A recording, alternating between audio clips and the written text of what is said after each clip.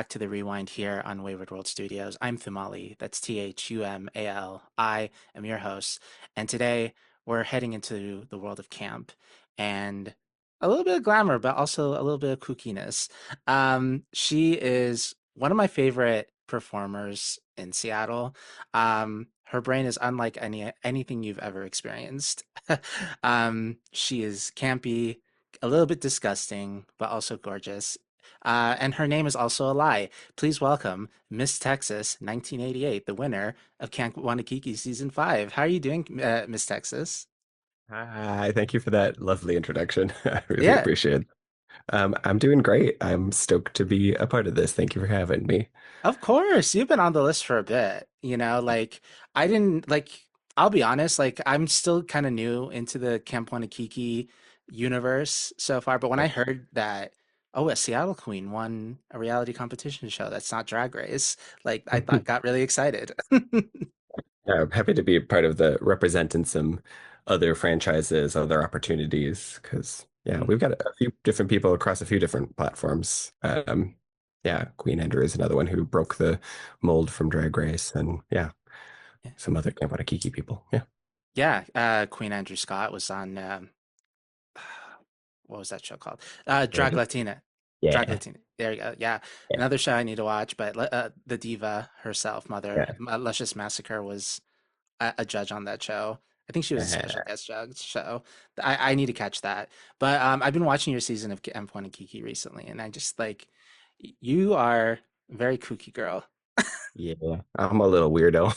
Yeah, no, I love that. I love that. And right now, you're probably, it's funny that we're talking about it. We're going to show pictures of you throughout the whole episode and videos and all of what you do.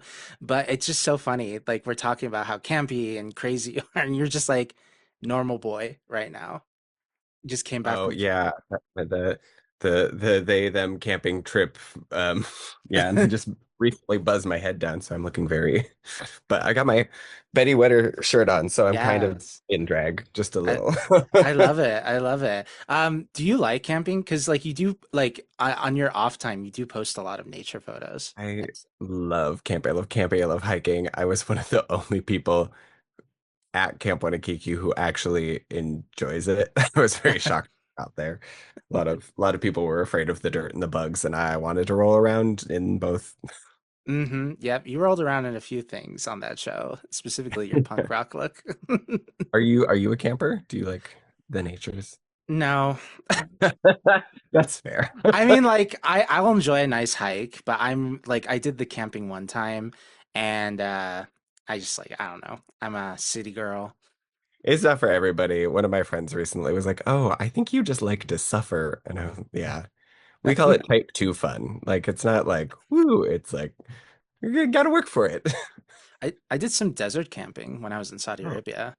Ooh, the closest thing I had to that was camping in White Sands Oh, in New Mexico. And it was like 100 degrees. And yeah, did you did you burn up? it was rough. I'm from Minnesota originally. I'm Mhm. used to like chiller weather. That's what I thought. As I was trying to get some information, and oh, and we'll get into your drag here in just a second. I just I noticed this accent, and I was like, "Is she from the Midwest?" And then you said you're originally from Minnesota, and I was like, "She said drag." Yeah, that's everybody gets me to saying drag. It took me forever to learn how to say drag. But at first when I was trying, I was like, drog? Yeah, Mhm. I'm a drag queen. I love that. Well, yeah, you're more than just a drag queen, which we'll get into later in the episode. But why don't you tell the audience out there? Because I mentioned at the beginning, your name is a lie. You are not from Texas, and you're not born in 1989. So Yeah. why don't you tell the audience who is Miss Texas 1989? Oh, Miss Texas 1988. Miss Texas Oh, hey, 1989 is my rock. idiot. There It's we go. okay. She's coming for my gigs. I've been introduced that way on the Pride main stage. I should probably just change my name. No, I'm whenever I think of 1980 something, I'm thinking of the Batman, Batman Ah, 89, ah, a lot of good movies came out in 89. okay, great. That's I this is more reason I should switch it to 89. Gotta run this movie. Um, Oh yeah, so but the origin of the name, I showed up to an amateur drag show in Minneapolis and was wearing a blue dress that had like silver stars on it and a big red wig, and the bartender was like, "Who the hell are you, Miss Texas 1988?" So that's what I wrote down. And yeah. Yeah, you mentioned that story, and I just find it so iconic. Like, what if he called you a faggot and like Miss Yeah. Faggot? Then I was Miss Faggot 1989. Yeah, exactly. Yeah, like I just think that's so you. You're like so campy. Like I love watching your videos are so entertaining too. Where do you get your sense of like comedy? You're a theater kid, weren't you? Yes, and actually, I tell that story all the time, but I should by now have said that the bartender's name is John, and he's a lovely person, and I need to reach out to him and give him a thank you for my name, Mhm. because it was a funny joke, and he's actually part of the theater community, that really inspired me in drag. So thank you, John. Yeah, Uh, definitely. yeah, I went to school for theater. I studied a lot of like queer performance art and I read a lot of queer theory. So before I even was doing drag, I was doing all these weird um, performance art piece about gender, and I had these big characters, and I was really into sewing, and I liked audio design. So eventually, people were like, "Oh, I like your drag character," and I was like, I didn't realize that's what I was doing." So that's when I started just being like, "Well, I might as well learn this. I might as well go to these amateur drag competitions and like see how I fit in." Yeah. Yeah. How did it eventually stick for you that drag could be your career? It was moving to Seattle that really like took off as a thing for me. Like when I moved, a lot of the theaters that I was working in had closed, and the drag venues that I was working at, I was mostly in the cabaret circle doing my like weird avant-garde stuff, and the drag scene occasionally had me showing up and doing weird stuff in it, but didn't totally get me. And then when I moved here, I had some friends who were living here, who said, "Oh, you should check out Arseniki's Rapture, and you should check out Coochie's Critter Barn." And so I went and was like, "Oh, there's some weird fun stuff happening here." So I signed up for my, I think, first performance in Seattle was the Critter Barn competition, which I came out wearing like a trash bag over my head to a slowed down version of I Only Have Eyes for You, and then ripped out of it and was wearing an entire bodysuit of googly eyes, and then smeared chocolate on my body and ate flowers. And I was like, great, another city for me to be like, what the hell is happening here? It was also Irene's first performance in Seattle. We were in a Oh. competition together.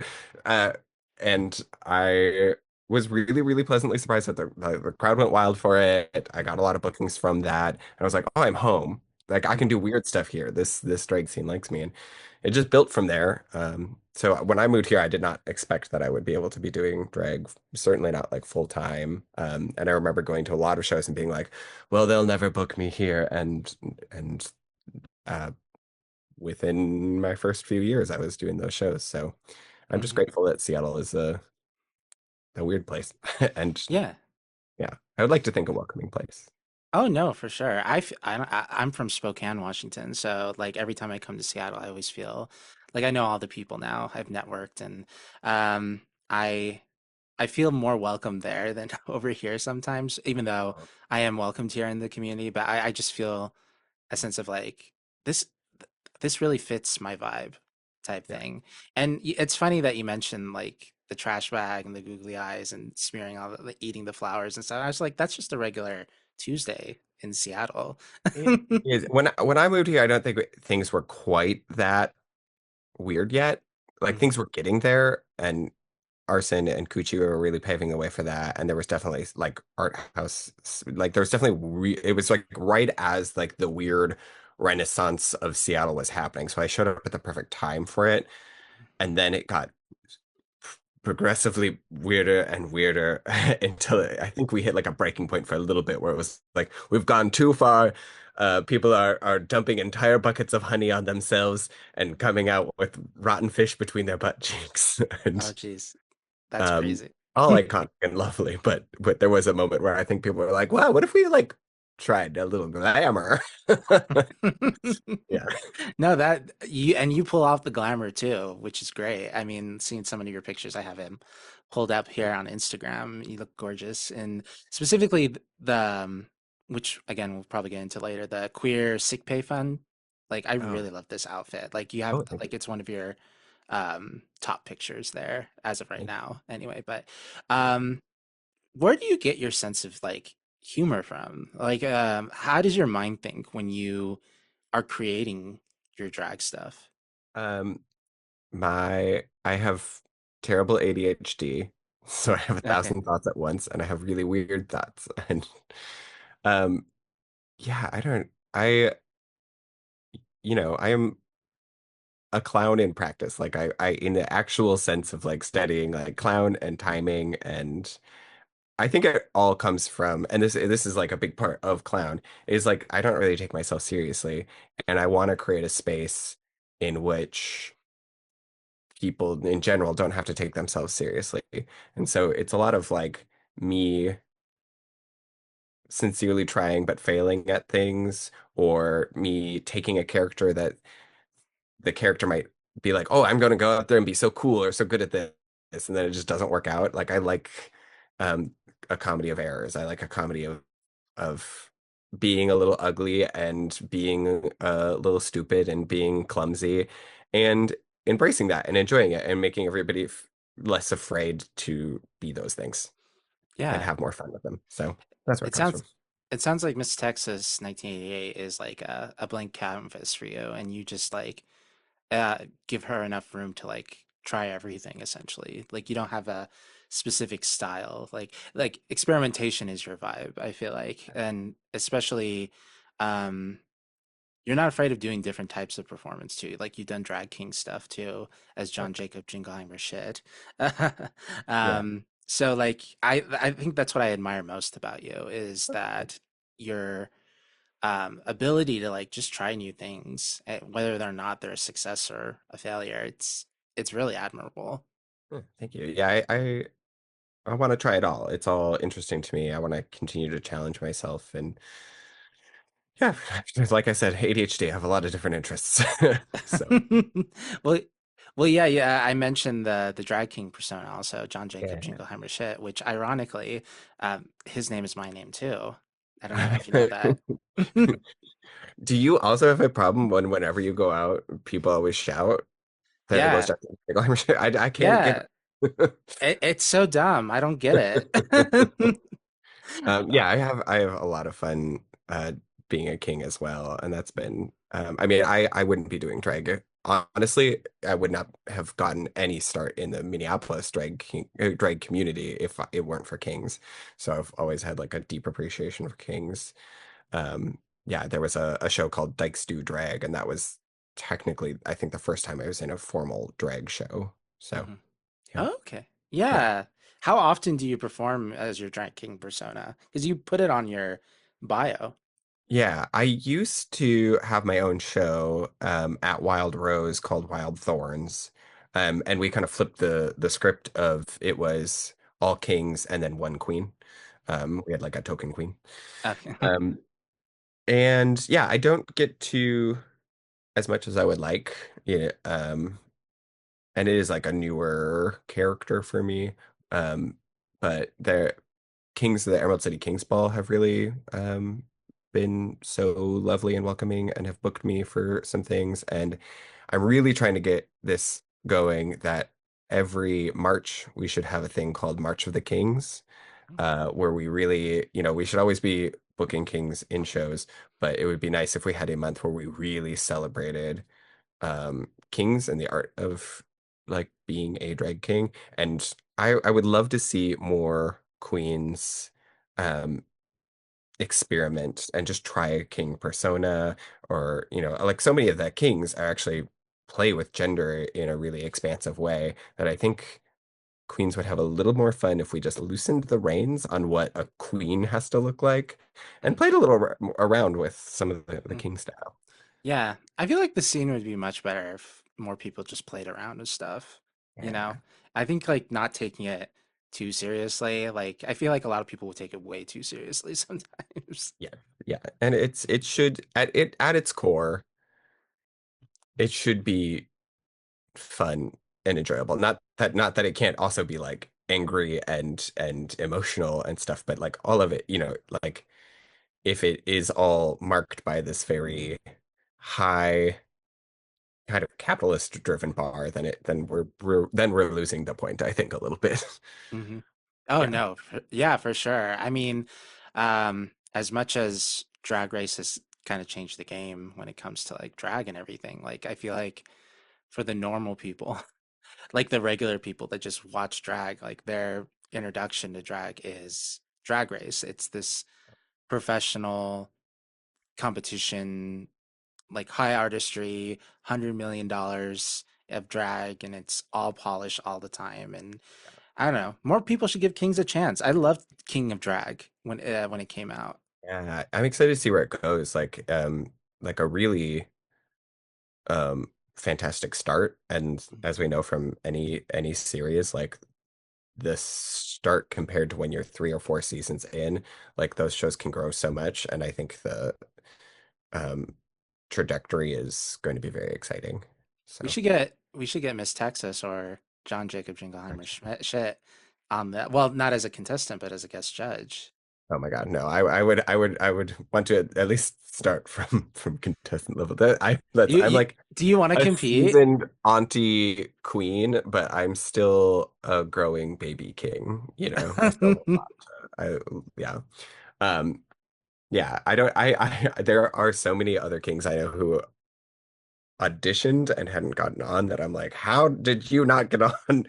Mhm, So I don't think I'll be auditioning anytime soon. There's mhm. a long line Yeah, of very talented kings who will be going on that show. that's fair. I mean, you just won Camp Wannakiki like two Yeah. years ago at this point, so take some time with that. You already got I yours. just put in an audition for Traders. Oh, wouldn't that be fun? Just for the regular season. I not for like one of the celebrity seasons. I was like, I've already been on reality TV show. I was on a show called Camp Wannakiki, but don't worry, I'm not famous. I that would be so funny. And they Yeah. mentioned Camp Wannakiki on CBS. That would be really funny, actually. Like Just kind of fun. iconic. Yeah. Spread the word. You know, I embarrassingly, my first introduction to Camp Wannakiki, I was in Chicago actually at Hamburger Mary's, Oh yeah. and I saw a poster of it. It was like 2018, 2019, and I had no context for what this was. I thought it was just like a show they do at Hamburger Mary's, like a Okay. regular, like not a TV show, you Yeah. know? And I think I learned that it was a competition when I went to DragCon in 2023, where Alexis P. Bivol was walking around. She had a Yeah. sash on, and like I think it said like Camp Wannakiki winner, and I'm like, oh wait, this is a TV show. Yeah. I mean, it started like as like a more of a local YouTube type like thing. I don't think the sugar bakers realized that it was going to grow and have like national, international with Canadian contestants. Like, I don't think that they thought that it was going to go that far. Mhm. So it's exciting. Yeah, Would you ever audition for that, or do you audition in general for the drag I franchise? I just started drag, so I don't know where I would want to start. I think I want to do RuPaul, and I've talked about it before, simply because of like the outreach. Like I'm the first queen of Saudi Arabia. There hasn't been like, and I'm talking specifically queen because there's not ever been like Saudi Arabia is a monarchy, and Yeah. there's never been a queen of Saudi Arabia because like patriarchy. Yeah. So But you are. I am Al Thumali Al Saud, like I'm the monarch of Saudi Arabia, like not drag queens. Not probably not the first Saudi drag queen for sure, but the first queen of Saudi Arabia, hell yeah. So Yeah. like to have What that a platform, tagline. yeah, just to have That's like just those eyes iconic. Oh no, that's fine. Yeah, I it's a bragging right for sure. Especially Uh, since Thumali's my last name. It's my legal last name. So okay. like and it's an actual tribe in Saudi Arabia. So I'm like We got to get you on that show. yeah, I want to get on a show with like so many eyes on it. So I think Yeah. like Drag Race would be one of them. Um to be honest, I don't even know what's happening with Camp Wannakiki. Like are they doing season 7? I I don't know. I Okay, don't know what's that's fair. happening. Yeah, it They might told us they were taking a year off, and this is no official record. mhm, I don't know if you come back from a year off. yeah. No, I don't want it to die. Oh Uh, no, I feel like it has a big place in queer media. yeah, I think it has a lot more room like to expand and inspire and take over. And yeah, I don't I would be really sad if it didn't come back, but I don't know where it is. I don't know if they're you Yeah. know, I got to poke around a little bit. I'm a little like, if they continue on break, I might just reach out and be like, "Hey, what if we had like a camp counselor season with all the winners?" And like, I don't know. Yeah. I just want to make a I want it I want drag to continue to expand past Drag Race. Hmm. Yeah. Yeah. Camp Wannakiki All Stars. Uh, Although if it's All Stars, like that was I was like the perk of me winning is that I don't ever have to compete again. No, The all unless winners one. exactly. No, that's you're absolutely right. They said that I guess, Nutella Fitzgerald was the best winner they ever had, and they just decided to end it.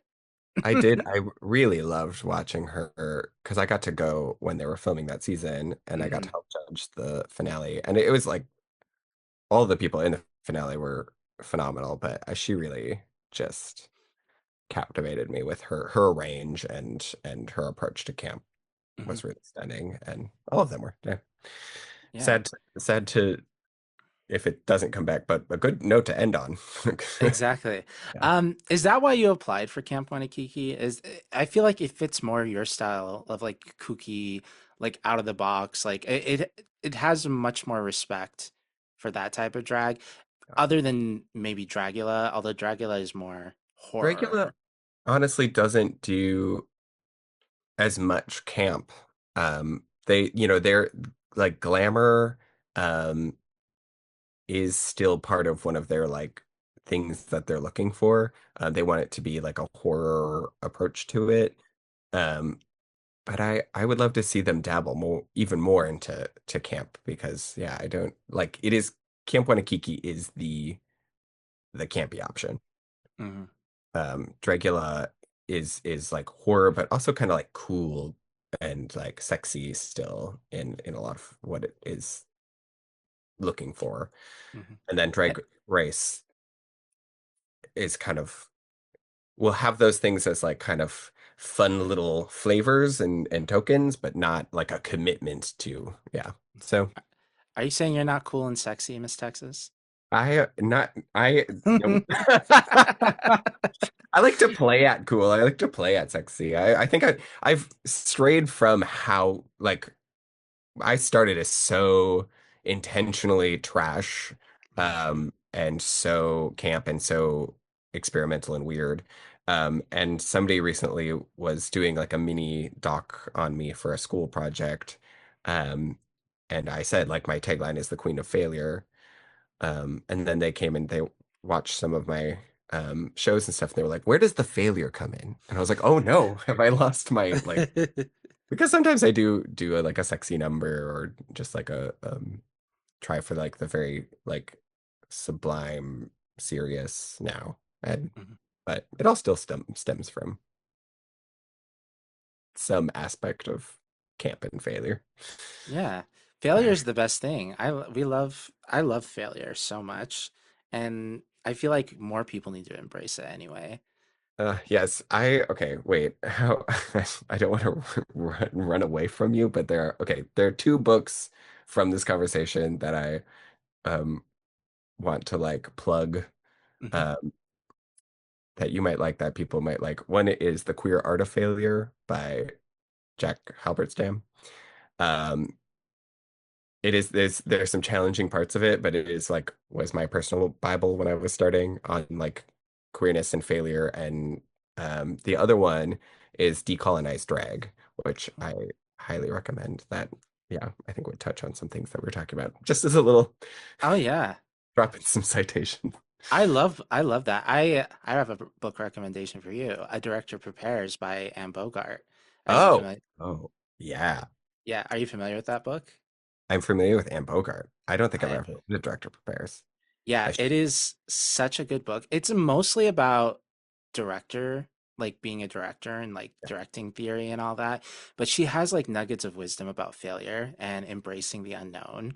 And like, if you're not afraid of like what you're doing on stage, or like if you don't have like there's no risk if you're not afraid of yeah, doing something. And I just like that's how I take into things, like I whenever I do a cold call, or, the other day I emailed the Boulets. I was like, hey, do you want to come on my little podcast? And most people would be scared shitless to message the Boulets. And yeah, I was scared too. They're the Boulet brothers.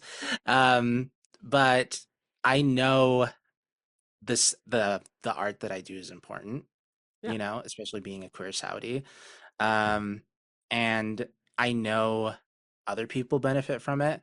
So, and knowing the Boulets and their mission of like, highlighting the weird and the outcast, like yeah, of drag and queer art, I feel like we would have a lot to talk about. So yeah. Oh, yeah, you did just they gotta, do you you just get a got. response? Am I allowed to ask that? Do you already know? No, I did not. I didn't get a Oh, response. I will see them at the tour, oh, good. when they come to Okay. Seattle. So I'll be like, hey, did you get my email? I would love to see more Seattle people on that show. I would Okay. audition for that stuff. I don't know if they had any, Yeah. but like, I You don't know. did, I didn't think, you audition? It's on your YouTube or somewhere, right? I oh, saw. for Dragula, Yeah. Did you audition for Dracula? I have. I don't do a good job. I hope the video is not isn't It's live on YouTube. it's I on there should, somewhere. We'll put it up here and no, people will see it. So I'm gonna go hide it. yeah. I think my Um Camp Wannakiki audition is on YouTube. yeah, it is. And yeah, it's it's definitely crazy. I can see why the Sugar Breakers The picked US, you. I think why I auditioned a little bit back, and I don't think I actually answered that part of it, which was that I had thought about it before, and I like have loved the show, but I was actually supposed to move to London, um, Oh, and I had gotten into a queer history master's program, um, and it was not running that year.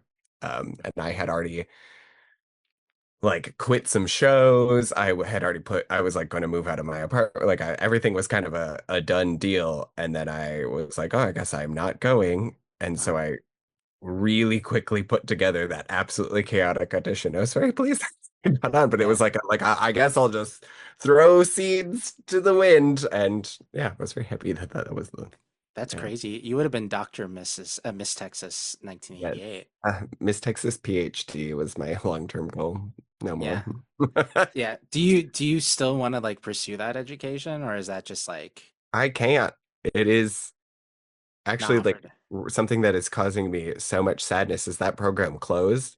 And it is, as far as I am aware, it it was the only queer history program in the world. We have queer studies programs, we have LGBTQ studies, we have minors or you can focus your gender and sexuality studies like thesis on queer history, but there are no actual degrees in queer history in the world, which is so unfortunate, especially at this time in history when we like need the whole context of history Mm, to move forward. yeah. How do we Yeah. build that curriculum?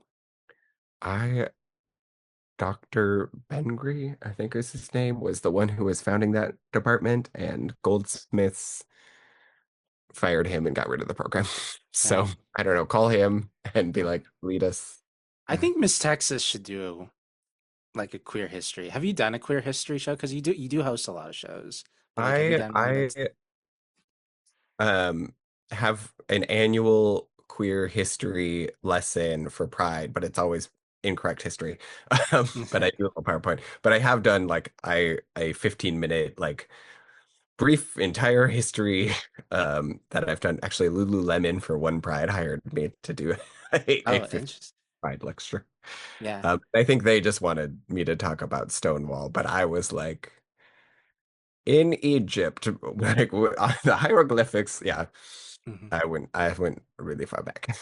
Oh, I love that. It sounds like you could do really do like a tribute. Are you familiar with Esther, the bipedal entity? I don't think so. She's a drag queen from New York, and she does a lot of these TikToks where she lip syncs her own voiceover, but like she goes over historical events.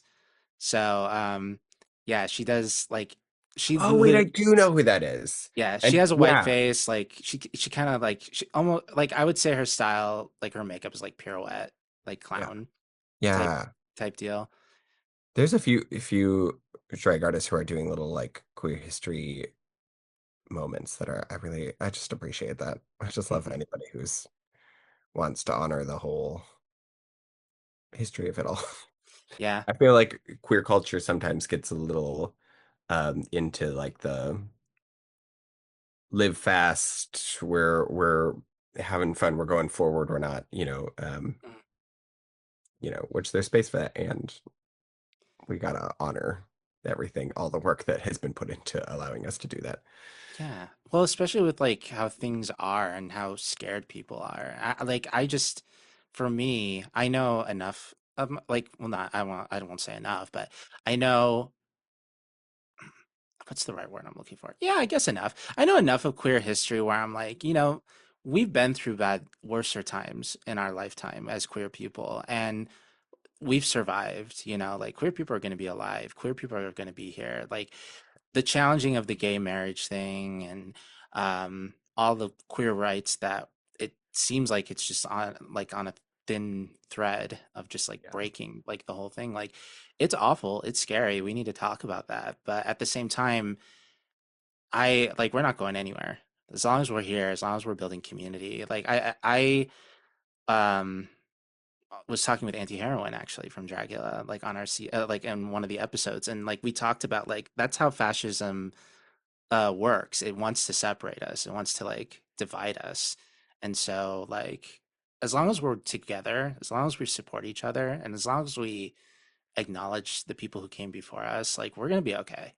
Yeah, we got to be together, and we also though like what I am like so much of what we say we need right now can be unlocked if we look back into like the type of the incredible community organizing that like ACT UP did to make sure that people had access to resources and like legal people battling for them, or even if you look at like Gay Liberation Front or a lot of the like um people who were not just protesting out in the street, but were doing like active civil disruptions that Mhm, like they called them zaps.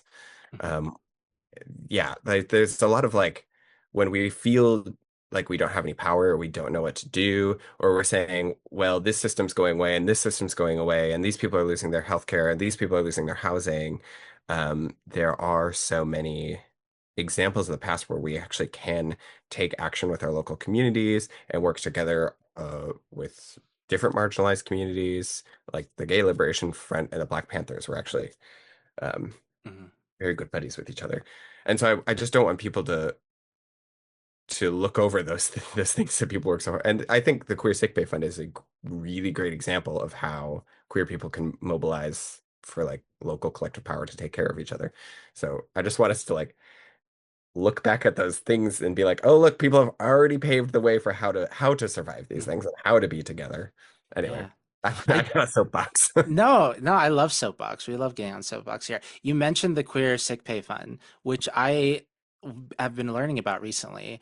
And you've been, I don't think you found it, but like you've really championing it. I think Betty Wetter was she the one who Yes, Betty and organized it? the drama tops, and it's all through Velocity is the way that people can give their donations and apply for it.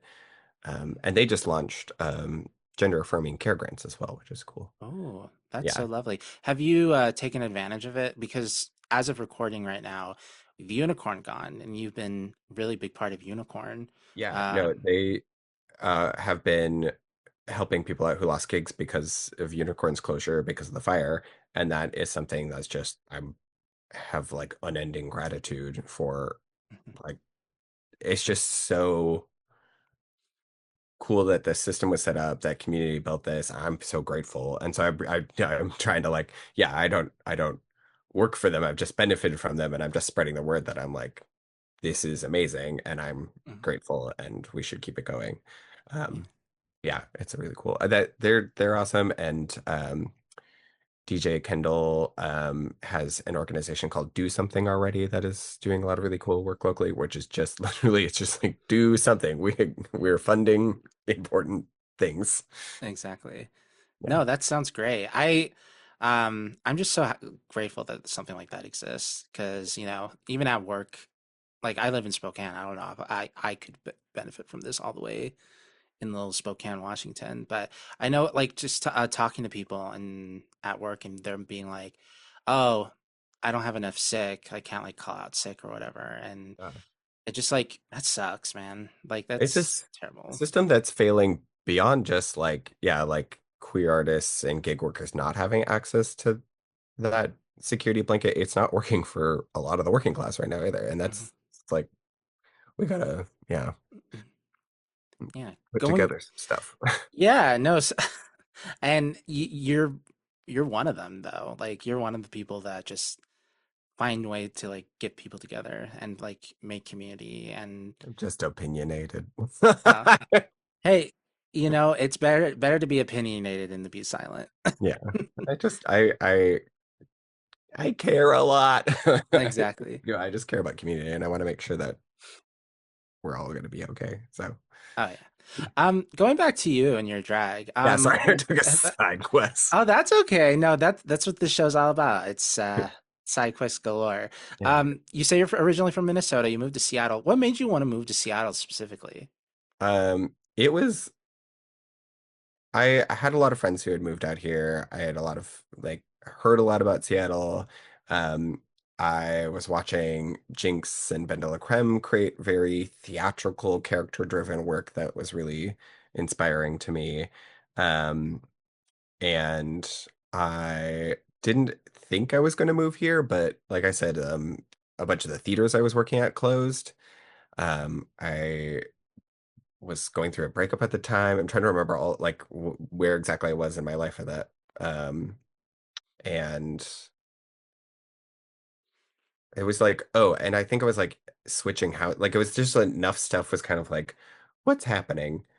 Um, and then I was just going to supposed to come and visit a friend out here just like for like a weekend, but her roommates were moving out the weekend I was going to come visit. So I was just like, what if I just packed up all my stuff and moved here? And I did. Yeah. Oh, I wasn't going through a breakup at that point. My partner at the time was actually very kind and supportive about me moving, and I actually feel bad that I moved. I was Yeah. young. I was like, Yeah. sorry, I'm moving across the country. No, that I feel like the fact that your partner was so understanding about the move, like that's something I would do. I mean, like if my partner felt stuck in a situation, whether it was gender expression or where they're at in their job or what have you, I think my goal would be to support them Yeah, and just, if they have to do something, they just have to do it. And if I'm not a part of it, as long as we don't end on bad terms or whatever, yeah, like that's the most important thing. Because I just remember like growing up in Saudi Arabia, like for the longest time, like I always felt stuck. I always felt like, all right, this is it. Like this is what we have to do. And the when I came out, when I was 16 and stuff like that, like when I was a kid, I couldn't come out to anybody. And I yeah, just thought to myself, oh, I guess this is just gonna how it's gonna be, being 16, living in Saudi Arabia with my father who is homophobic yeah, and a country that kills gay people, yeah, one of the only one of the only two countries in the world I think that kills gay people. Um, so it was just like, well, this is it. And then I moved here to the United States. I'm half American, so my mother's from Spokane. Um, and really engaging with the theater community, the queer community a lot more, and over the years, just finding my voice, like, and realizing how much of my life was like suppressed. Like, I don't wish that on anybody. How, I mean, yeah, what was, will you say, if you're comfortable, like saying more about Sure. the what it took to come out and the moving and Yeah, I think for me, coming out in the beginning, it was with respect to my friends were queer, and I knew they were queer, and I loved and support them still to this day. We still talk, but it felt very, what's the word? When I started having those feelings and I rejected them for myself, and like I was accepting of my friends, like it felt like I was lying to them that, oh yeah, I'm okay with you being gay, but me being like the thought of me being at least bisexual, like is sounds so wrong. mm, And that made me feel at the time when I was a kid, if I had those feelings that it was wrong, like I wasn't being truthful to my friends. yeah, And so I was like, okay, bisexual sounds right. But we're not going to acknowledge the liking men part of it. We'll just like women. And then I came to the United States, and I think like I went through several different coming outs. Now I identify as like just queer, non-binary. I like dudes and penis, and those are not mutually exclusive to me.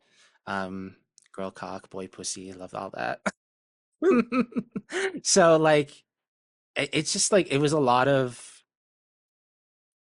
changing and like knowing like the mental health of it all.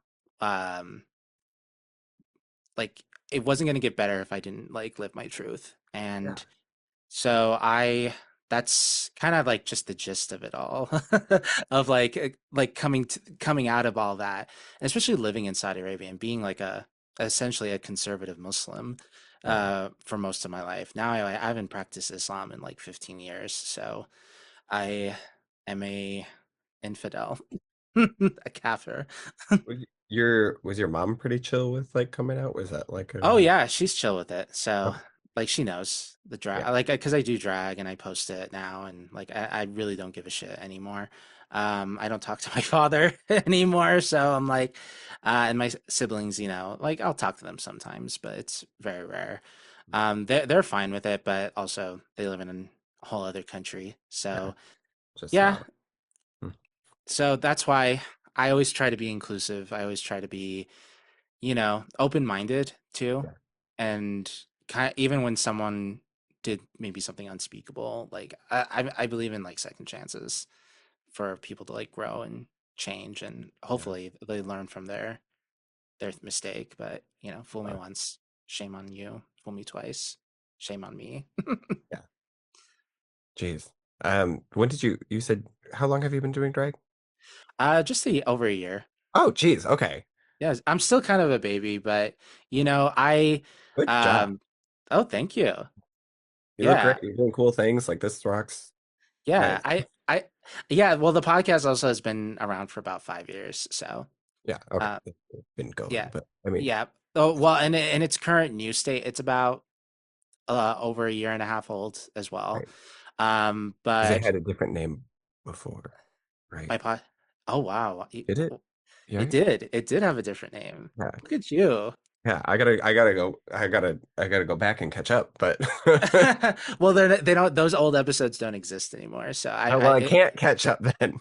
well, you can catch up on the old stuff, like the new rendition of the show. I decided to go in the direction that it is now, highlighting queer nightlife and all that, because that's what I was kind of like getting into Right. specifically, especially with like drag and stuff. Like I really only started drag once I got an award for this podcast, because at that point I was just like, I've been highlighting queer artists and drag queens and drag artists and drag kings for the last year now. It would be wrong of me not to be in drag for like, and like finally be in drag in this moment. So the first time I was ever in drag, I was accepting an award. Amazing. Hmm. That's so cool. And Yeah. now you're doing, are you, as somebody who's like newer to the drag scene here, how is it going for you? Like, are you finding that people are being welcoming? Are you finding good community? Are you finding places to like get your foot in the door more? Yeah, it really helps having a podcast Yeah, yeah, yeah, and just like being able to talk to people. But whenever I'm out in drag in Seattle, I just get a lot of compliments. People really love my looks, yeah. like for the most part right now it's kind of the one that I have on my profile. I want to try to experiment a little bit more, like invest a little bit more in money, but people like what I wear. I'm a little bit more recognizable. Like they see the Instagram and they see the real person in real life in that outfit. So that's how I get the branding out. It's smart to be going out in the look and yeah, hmm yeah, good at But making connections. Yeah. yeah, no, for sure. I am going to do my first performance actually in a few weeks, so that'll be Where, really exciting. when? Um, are you familiar with the Dungeons and Drag Queens touring Oh show? yeah. Yeah, yeah, yeah. Awesome. Yeah, I get to be a part of that somehow. Amazing. You a Dungeons and Drag Queens or Dragons person? D&D. I've never played D&D. Oh, So I've never either. Oh yeah. Well, it was so much fun because like I auditioned with Paul who hosts the event Yeah, and like I just improvised, yeah, like I think he liked what he saw and cast me in the yeah. Spokane leg of the tour. They're coming to Spokane. They mostly toured the Pacific Northwest, but they've also done East Coast and Yeah. other places. You That should rock. audition for that. I'm afraid. No, actually, I Yeah. will. Yeah, do. Yeah, it's very like improv. I feel like you do I it like really improv. well. hmm Yeah, I'd probably have fun. Maybe I've had too much fun. No, I think you'd be fine. I think Yeah, you do it. Kylie Mooncakes is a staple of it. yeah. No, they have some great gals. I would have fun. I would have fun doing it in drag. The thing is, like, when I'm in drag, I'm a lot more down to be like wacky in performance. I would be afraid to play D&D out of drag ever because I turn that mode off if Well, I'm this is like it is in drag. It's called Dungeons and Drag yeah, yeah, Queens. yeah. Yeah, so So I'm like, now that I'm thinking of it, I'm like, I think I would have a good time. My first reaction is like, if any of my friends invited me to play, I'd be like, nope. But I would totally have a good time in drag. D- That's exciting. yeah. Do you feel like you're more muted out of drag and when you have your persona on? Absolutely. I mean, like, yeah, even for the amount of like chatty animated that I am right now, I think is more than I sometimes am when I'm out of drag. Um, yeah, Texas is a different diva, and it is how I like am. I let myself be loud and fun and yeah, because otherwise I am a socially anxious person. Yeah. Well, Yeah. you are our Attorney General of drag in Yes, the Seattle. unofficial attorney general drag. Yeah. Mhm. Yeah. Yeah. Talk It's about the. Oh, yeah. Sorry. oh no, go ahead. Going off of that specifically, tell me about your work with The Stranger, because you Oh write yeah. articles for them and you do videos. Like, how did that come about? Um, so I have to thank Cookie Couture for really getting me in the loop with them because Candidate Survivor, one of their like candidate debate forums that they have before elections, she wasn't able to do one, and she looped me in, and that was a blast to host. As you could probably tell from hmm everything I've said, I really care about local politics. So I had a really good time just kind of bantering and hosting that.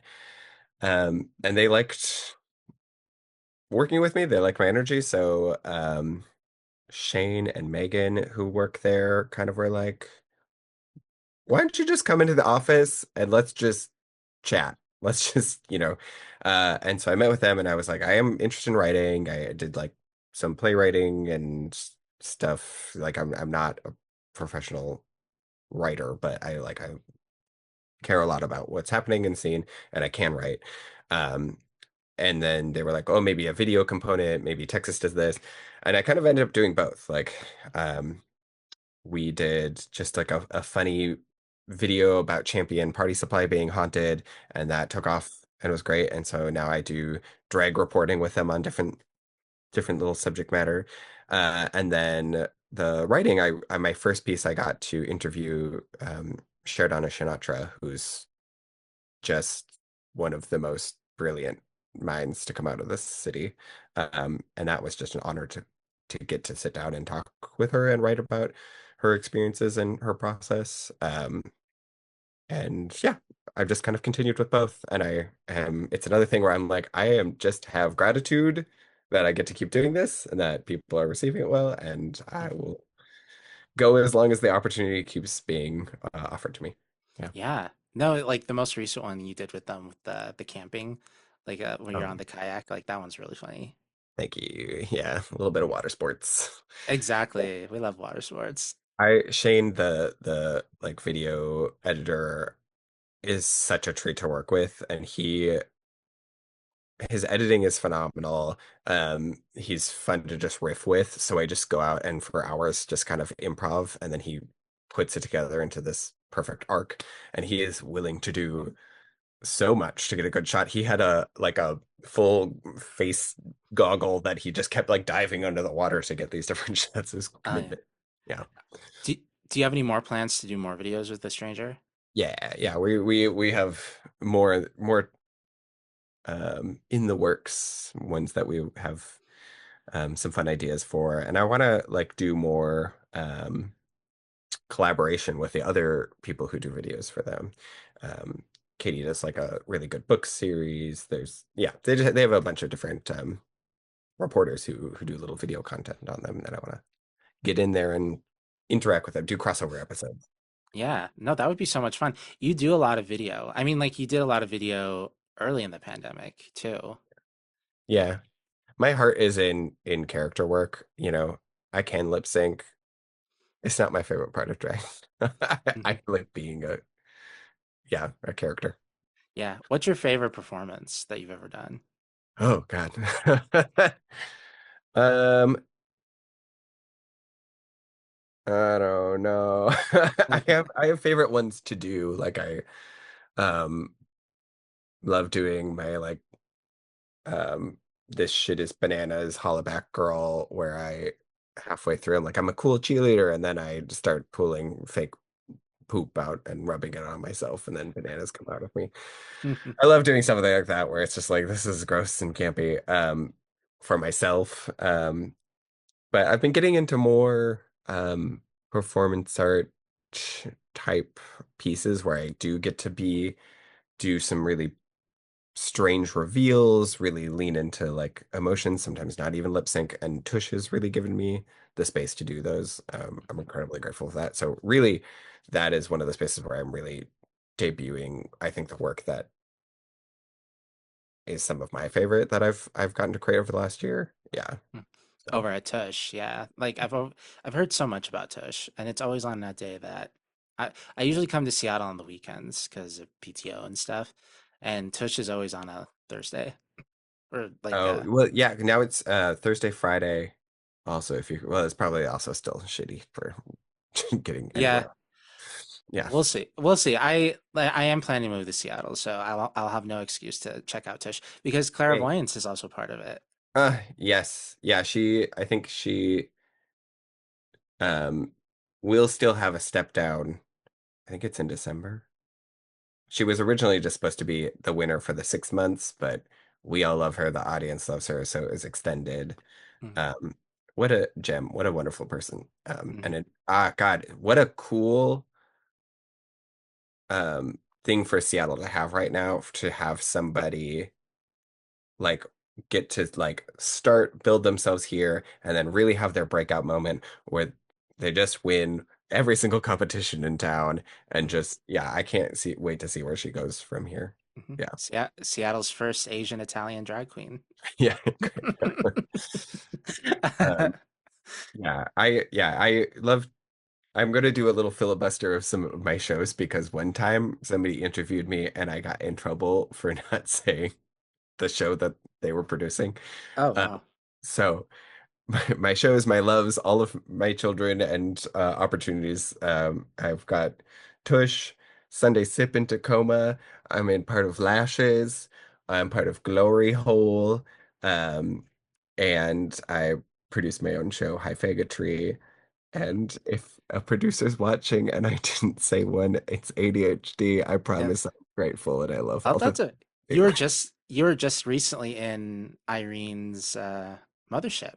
Oh yeah, I love bopping over to that show. I'm not a formal part of the cast for that. Those are the other Mm, ones are like my special guest. cast ones. But yeah, that's always a good time.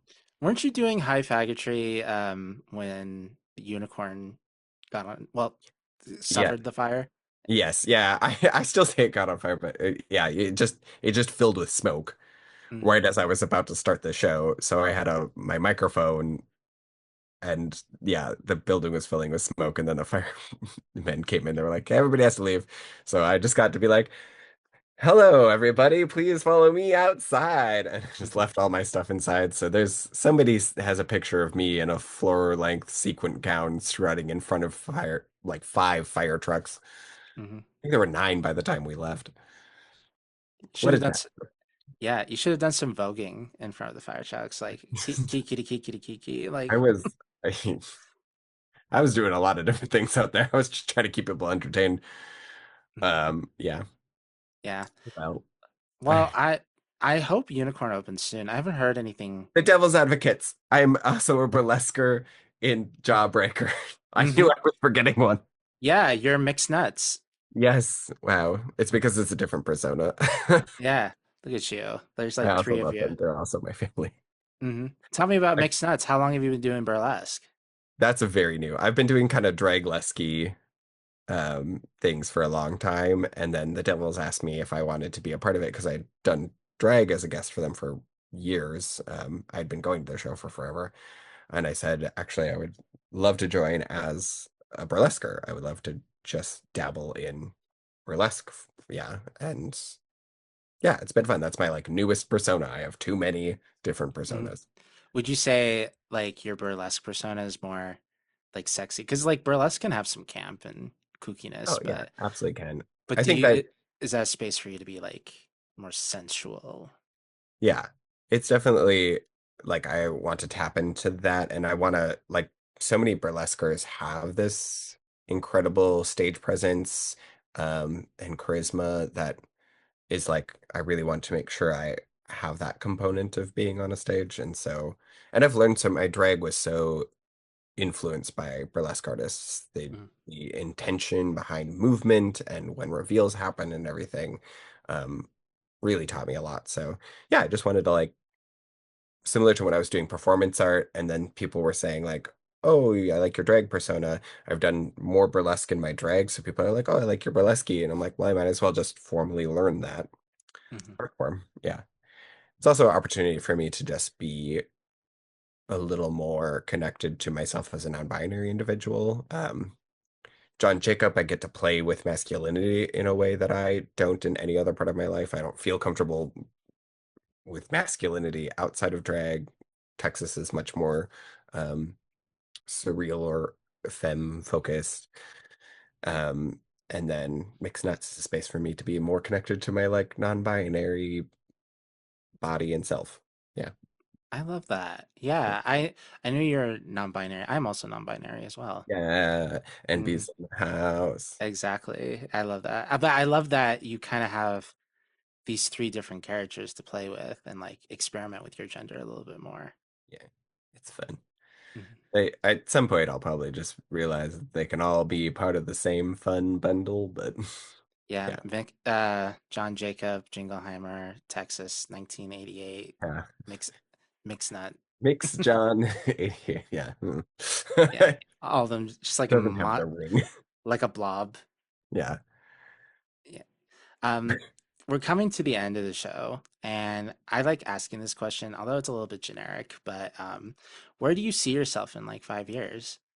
Like you've won a reality TV show.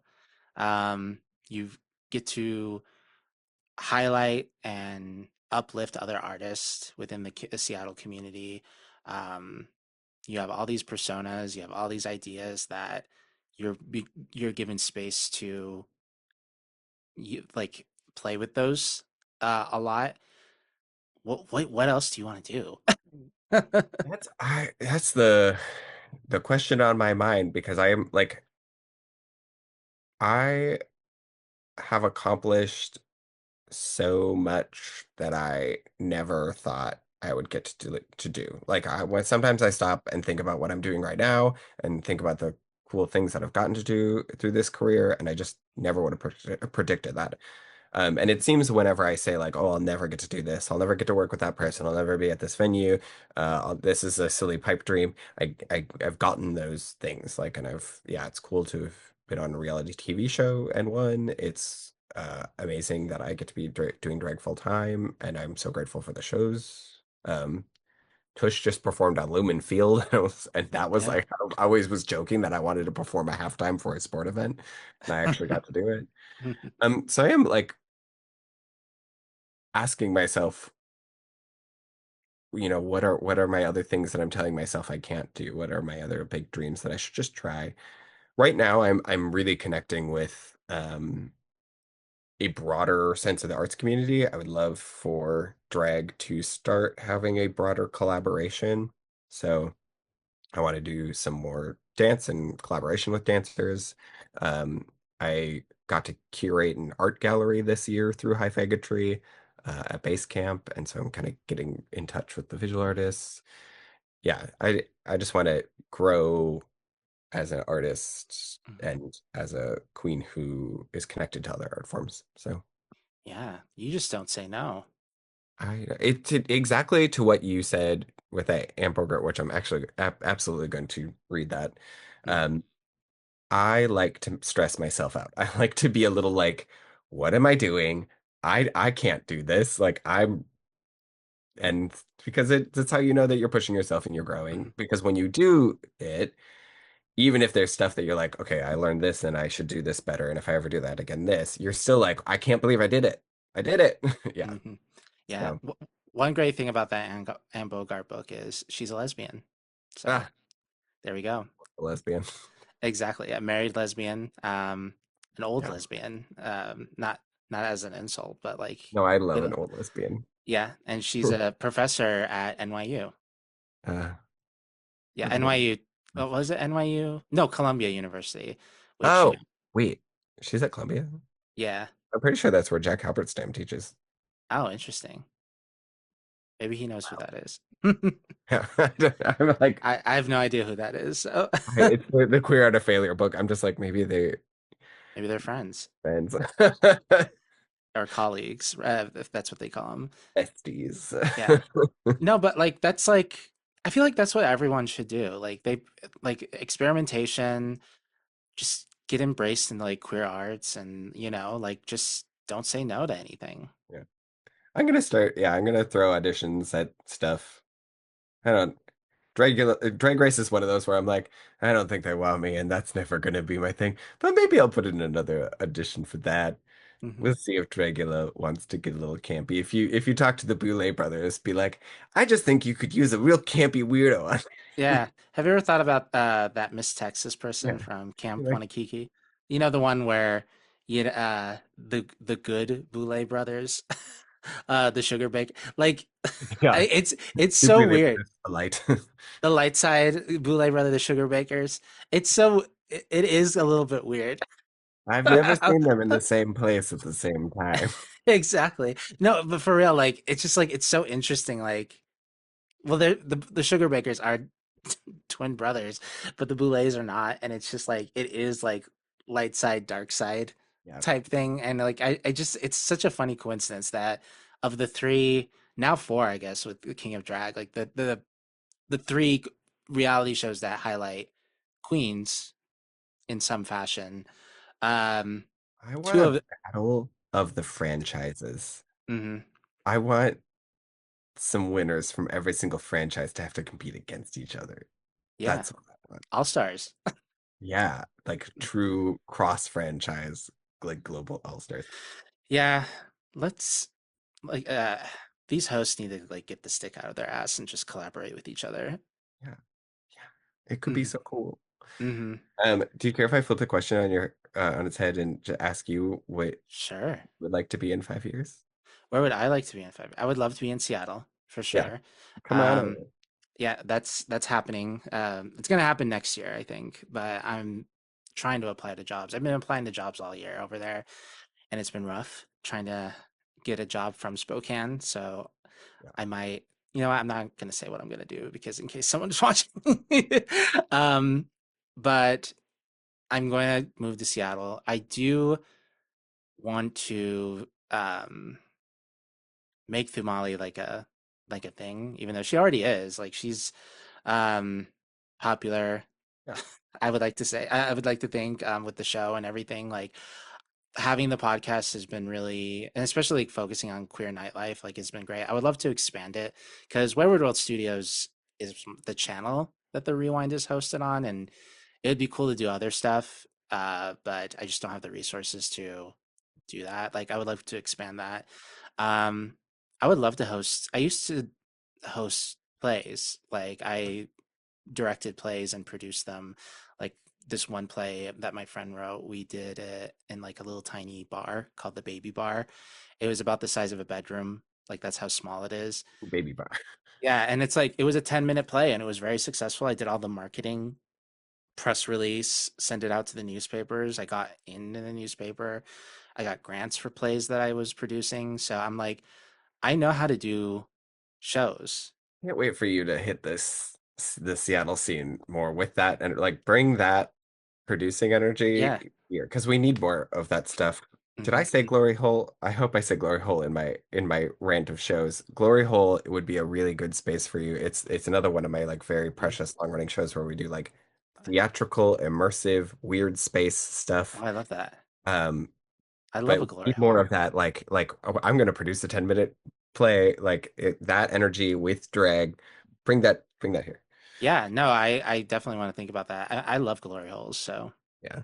Oh yeah, yeah. they're my favorite. Yes.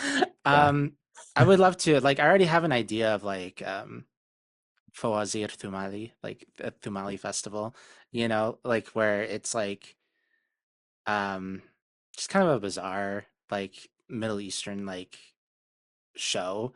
I mean, like we'll have like friends who are not obviously from the Middle East, like that's fine, but like the essence, it's me, Thumali, and my friends type thing. What? But they're called in Arabic jalsa, which is like a sitting living area where uh people would gather around and you know like they're sitting on the floor and like it's very conversational, very communal, you know? And then you have like this wide open space of like people like singing, dancing, stuff like that. Like it's so much fun. And I kind of wanted to replicate something like that where we're all on stage supporting each other, watching instead of sitting in the back of a dressing room. Like we're all I just also, yeah, I think you will really enjoy if you read the book Decolonized Drag because mhm, it talks about uh different cultures outside of like westernized shows approach to like community and gender and movement that I think you'll enjoy it. mhm. Yeah. I do want to host a Middle Eastern queer Arab night. Yeah. I think I can do it. Yeah. Hmm. Yeah. And if I'm sure are primed to be a phenomenal host with all of your podcast and theatrical experience. Yeah. Oh yeah, I try. That's for sure. Um, I would love to be on Drag Race. I think as far as personality, I've got it. I just need the drag, you know. Yeah. That's what's holding me back, and I'm slowly building that up. But Yeah. It I takes know, time. I know RuPaul will love me, Yeah. and she'll keep me on. I'll be the next Georges of. Yeah. Get it. Mhm. But yeah, I mean stuff like that, and building space. I just have a lot. I think a lot of it will come to fruition when I move here. We'll move to Seattle. Yeah. Yeah. I'm stoked. I think we're in such like a weird spot with venues like kind of nationally as so many venues are closing, and I think Seattle is struggling with access to space, but I have faith that we're going to turn a corner with that, and I would actually like to see more community owned, community run spaces. Mm, So hopefully, right as you're making the move here and doing some of that stuff, we'll be beginning to build that new renaissance of Seattle drag spaces. hmm. Um, yeah, that's No. my hope. Yeah, I hope so too. You know, I I forgot to ask this because I talked to Pandora Knox from German Drag Race Germany, and I forgot to ask her this question because she won. You won Camp Wannakiki. You won the $10,000. The other thing with the drinks that I don't really remember the one thing I want to talk about is the year supply of Hamburger Marys. What Yeah. did you do with that? Okay, well, actually, the drink thing is also funny. Well, because Mighty Swell, the Hmm. company that I was supposed to get like a year's supply or a lifetime supply of drinks or whatever, they got bought by a different company and didn't honor the contract. So the sugar bakers gave me a can of Mighty One, Swell, and they were like, "Make it last a year." oh, that's so much fun. That's so I funny. got yeah. But And then what the did you do with Hamburger the? Marys, Yeah, we I don't live 3 states from a Hamburger Mary's, and I thought I would maybe travel to some of them during my year, but never got a free burger wow. because I didn't go to any after waiting. Yeah, I feel like the sugar bakers have enough money where whoever wins Camp Wannakiki, they open up a franchise in that state. I think a Hamburger Mary's would do great in Hmm. Seattle. Yeah, I went to the one in Chicago. Ironically, the one in Chicago did not have a drag show, and I was a little bit disappointed. They just so because that Hamburger Mary's It's closed, closed. but Hmm. they just opened a new one there, and I Hmm. think the Sugar Bakers, or at least one of them, moved to Chicago. Okay. Yeah, Yeah. so they have a new one there. Yeah. And then I went to the one in West Hollywood, and I don't know. I didn't really like the food. You really just go for the queens and the atmosphere. Yeah. I got to perform in that one when we all went to DragCon, but that was before I won, so I don't think I got free food. Oh, that's fair. Um, So you never I will got the free hamburger Marys at all? yeah, no. That's my Wow. fault. It's fine. I don't know if they had a veggie burger, but I'm also vegetarian. So. Yeah. No, I think they do. I think they have some sort of veggie thing. The I will say Hamburger Mary's has been doing a lot of cool work because they're they've been more often than not the people to battle drag bands in different states, and they've been Exactly. successful. Um, Yeah, yeah, so like good the job, one in Hamburger Florida. Mary's. They were Yeah. also on Undercover CEO. Oh, Yeah. wait, Yeah. I don't This think I was knew that. yeah, I Oh, think it's before the Sugar Bakers. So I think it's a long line of people who bought Hamburger Marys, and I think the Sugar Bakers are the most recent people who bought it. yeah. But there was a CEO. Something was going on with one location of Hamburger Mary's, and CBS did a whole undercover CEO about Hamburger Mary's, and the CEO went undercover at I think it was one of the locations. I don't know which one, but it's on somewhere. I watched that episode. It was I want it interesting. to be the Sugar Bakers. I want to see it. I would have Yeah. a viewing party for it. Yeah. The Sugar Breakers are not in it. So I know that for a fact because I Wait, would have recognized twins. yeah. Well, Yeah. Well, anyway, Miss Texas, thank you so much for being on the show. For people who want to follow you online, where can they find you? At Miss Texas 1988 is my Instagram handle, and that is the best way. So that, and then come to Tush, Sunday Sip, Lashes, Glory Holt, Jawbreaker, and I don't think I forgot any that time. I'm always afraid that one producer was really upset. Yeah. Oh, don't worry about it. It's on. Just go to Just follow me Miss on Instagram, and Texas's. yeah, Yeah. I will post them all and any Yeah. other shows that I made. Yeah. We'll have your link tree at the bottom of the description on wherever you're going to listen to this episode. And then you already mentioned where people can find you online. Is there anything that you want to highlight? Maybe like not coming up in the future, but like maybe sometime like in the next couple months, like that you're doing that you're really excited about? Um, oh God, in the next couple of months, I mean, I'm just stoked for Halloween. Hmm. That's my happy season.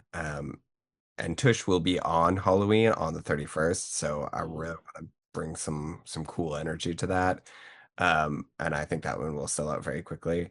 There's another cool Halloween thing that I'll be doing that will be you'll be able to go to it on Halloween, and in theory, I don't know if it's announced. It probably isn't, but I'll just say you should also check out Kaleidoscope generally because they're an Hmm. amazing, cool monthly thing. But I'm likely going to be doing some fun stuff with them that I'm excited for. Um, I don't know. I'm excited for lashes to come back and unicorn to be opening. Yeah. I hope they open soon. Having such a I'm not a gal who takes time off, so I've it's been weird. Yeah. I grew a beard for a second. That was a weird. That was a Yeah. weird time. Yeah. Yeah. Well, I saw the video where you grew a beard at the pandemic, so it's not your Oh first yeah, time. that was a bad time. All right. Yeah. Well, thank you, Miss Texas, for being on the show. Thank you. And Wayward Artist, thank you for watching. Tune into the fast forward where we're going to ask Miss Texas a bunch of questions. But yeah, you can follow the Rewind here on Wayward World Studios' YouTube channel and podcast services everywhere. Link in the description on where you can support. And without further ado, Wayward Artists, it's been real.